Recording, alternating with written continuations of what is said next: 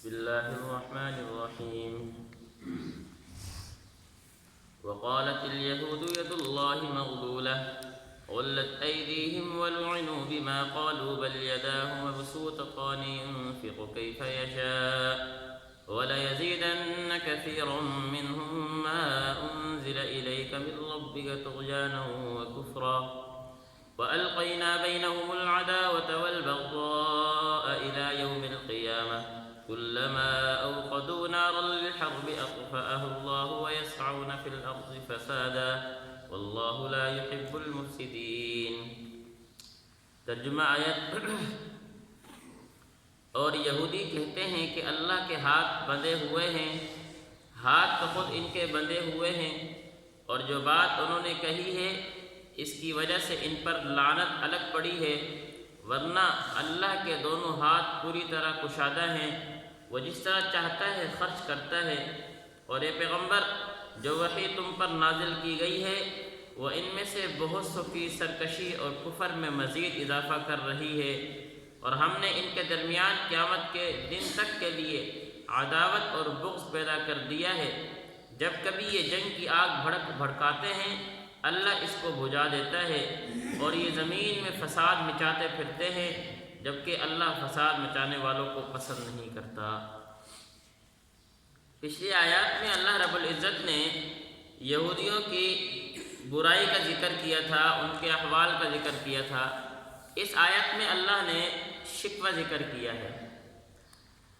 جس ٹائم آپ علیہ السلام مدینہ منورہ ہجرت کر کے نہیں آئے تھے تو یہود جو بنو قریظہ اور بنو نذیر یہ دو قبائل وہاں پر آباد تھے، سرمایہ دار تھے، مالدار تھے.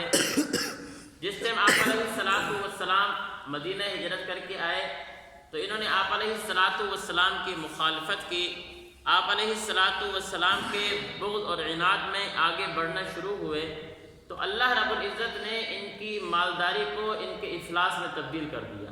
غربت آنا شروع ہو گئی، مالداری ختم ہونا شروع ہو گئی اور غربت شروع ہو گئی. تو یہودیوں نے یہ شکوہ کیا، یہ اللہ رب العزت پر الزام باندھا، دیکھو جی نعوذ باللہ اللہ نے اپنے ہاتھ بند کر لیے ہیں، اللہ نے مال دینا چھوڑ دیا ہے، اللہ بخیل ہو گیا ہے نعوذ باللہ. تو اللہ رب العزت نے اس کا جواب دیا کہ اصل بات اللہ کے ہاتھ نہیں بند ہوئے بلکہ ہاتھ تو ان کے بندے گئے ہیں، ہاتھ تو ان کے بندے گئے ہیں کہ اللہ تو سخاوت میں اتنا آگے ہیں کہ اللہ سے تو بڑا سخی ہے ہی کوئی نہیں. اللہ رب العزت ساری کائنات کو جو اللہ کی مان نہیں رہا، جو اللہ کا انکار کر رہا ہے، اللہ اس کو بھی کھلا رہے ہیں. اللہ تو دنیا کی ہر مخلوق کو کھلا رہے ہیں، اللہ سے بڑا سخی ہے کون؟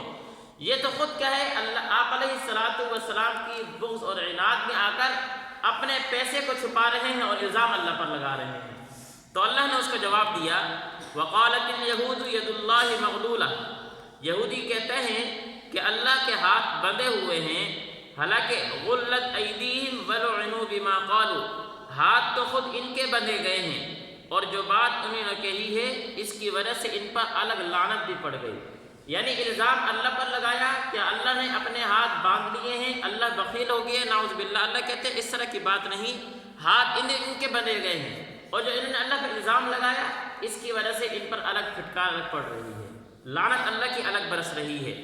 بل یداہ مبسوطتان ینفق کیف یشاء، بلکہ اللہ کے دونوں ہاتھ پوری طرح کشادہ ہیں. اب اللہ کے ہاتھ سے مراد کیا ہے؟ اللہ کے ہاتھ یا اللہ کا جسم اس طرح نہیں جس طرح ہمارا ہے. مفسرین کہتے ہیں کہ ید اللہ، یہاں پر ید اللہ، اللہ کے ہاتھ سے مراد اللہ کی کشادگی اور سخاوت کا اشارہ کرنا ہے کہ اللہ اتنے سخی ہیں، اللہ اتنے سخی ہیں کہ جب دینے پر آتے ہیں تو دینے کی انتہا نہیں ہوتی. تو یہاں پر ید اللہ ذکر کر کے اللہ کی کشادگی اور سخاوت کی طرف اشارہ کرنا مقصود ہے. بل یداہ مبسوطتان، بلکہ اللہ کے ہاتھ پوری طرح کشادہ ہے. ینفق کیف یشاء، وہ جس طرح چاہتا ہے خرچ کرتا ہے. وَلَيَزِيدَنَّ كَثِيرًا مِّنْهُمْ مَا أُنزِلَ إِلَيْكَ مِن رَّبِّكَ طُغْيَانًا وَكُفْرًا. اور اللہ نے فرمایا اے پیغمبر، جو ہم نے آپ کے اوپر پیغمبری نبوت نازل کی اور ہم نے جو آپ کے اوپر قرآن مقدس نازل کیا ہے یہ اس کی وجہ سے اور سرکشی میں آگے بڑھتے جا رہے ہیں. کفر میں بڑھ رہے ہیں۔ وَلَا يَزِيدَنَّ كَثِيرًا، اور اے پیغمبر جو وحی تم پر نازل کی گئی ہے وہ ان میں سے بہت سو کی سرکشی اور کفر میں مزید اضافہ کر رہی ہے۔ وَأَلْقَيْنَا بَيْنَهُمُ الْعَدَاوَةَ وَالْبَغْضَاءَ إِلَى يَوْمِ الْقِيَامَةِ، اور ہم نے ان کے درمیان قیامت کی دن تک کے لیے عداوت اور بغض پیدا کر دیا ہے، اس لیے کہ انہوں نے اللہ پر الزام لگایا اور وقت کے پیغمبر کی نافرمانی کی، آپ علیہ السلام کی گستاخی کی۔ اللہ کو یہ بات پسند نہیں آئی۔ اللہ کہتے ہیں ہم نے قیامت کی صبح تک کے لیے ان کے اندر دشمنی اور عداوت پیدا کر دی ہے۔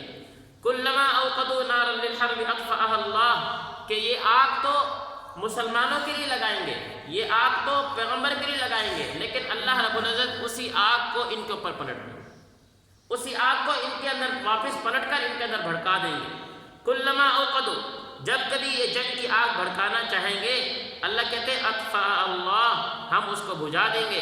وَيَسْعَوْنَ فِي الْأَرْضِ فَسَادًا، اور یہ لوگ تو ایسے ہیں کہ زمین میں فساد مچاتے پھرتے ہیں۔ وَاللَّهُ لَا يُحِبُّ الْمُفْسِدِينَ، جبکہ اللہ فساد مچانے والوں کو پسند نہیں کرتا۔ عجیب بات فرمائی، کلما اوقدوا نارا للحرب اطفأها اللہ، کہ جب یہ یہودی ٹولہ جب مسلمانوں میں آگ بھڑکانے کی کوشش کرے گا، اطفأها اللہ، اللہ اس کو بجھا دیں گے۔ مفسرین کہتے ہیں کہ اللہ رب العزت کا یہ وعدہ آج بھی برقرار ہے، صرف صحابہ کے ساتھ یا آپ علیہ السلام کے ساتھ خاص نہیں تھا۔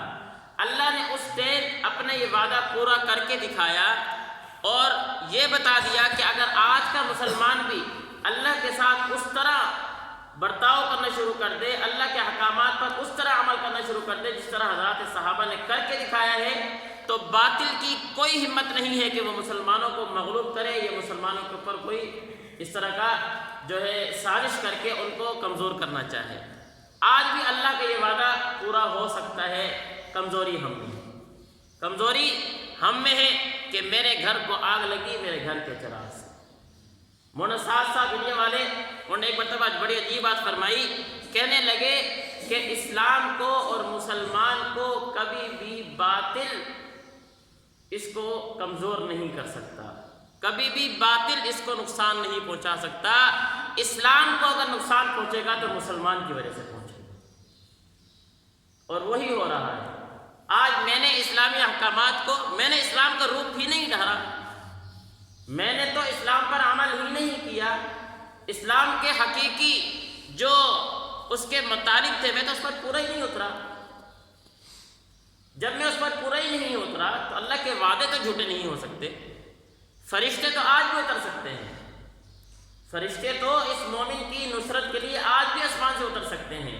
کمزوری تو میرے ایمان میں، میرے اعمال میں ہے، اس لیے ہم اپنے اعمال کو تبدیل کریں، اپنے گریبان میں جا کے اپنے آپ کو تبدیل کرنے کی کوشش کریں۔ میں تبدیل ہو گیا تو دنیا کی کوئی طاقت مجھے زیر نہیں کر سکتی، اور اگر میں نے اپنی تبدیلی نہ لے کر آئی، میں نے اپنے گریبان نہ جھانکا، میں تو جو کچھ مرضی کر لوں، تو پھر اللہ کے وعدے جو ہے وہ تو پورے ہونے ہیں۔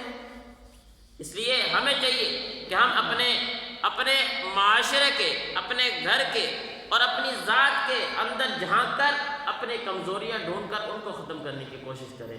اللہ ہمیں سمجھنے کی توفیق نصیب فرمائے۔